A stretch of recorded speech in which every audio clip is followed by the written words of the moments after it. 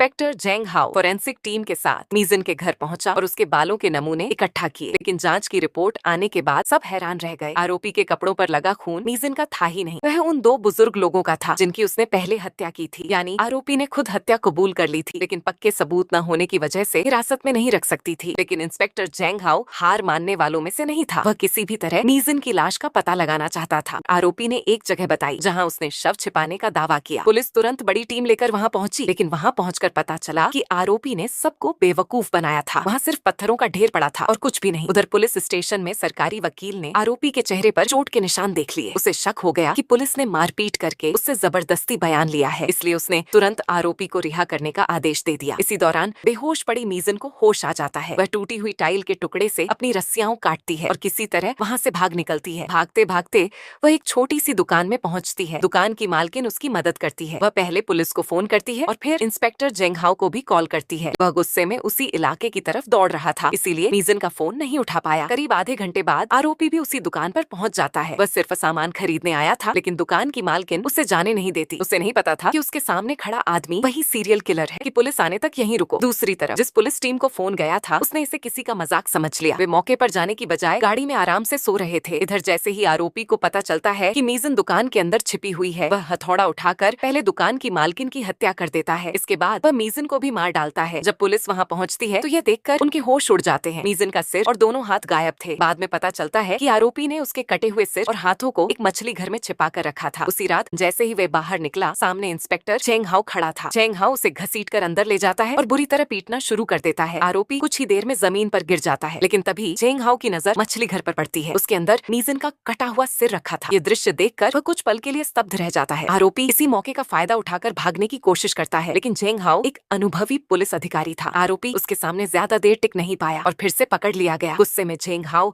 हथौड़ा उठाकर उसे वहीं मार डालना चाहता था, लेकिन तभी बाकी पुलिस मौके पर पहुंच जाती है और उसे ऐसा करने से रोक लेती है। आखिरकार पूरे देश को दहला देने वाले इस सीरियल किलर का मामला हमेशा के लिए खत्म हो जाता है। बाद में अदालत आरोपी को दोषी ठहराती है और उसे मौत की सजा सुनाई जाती है।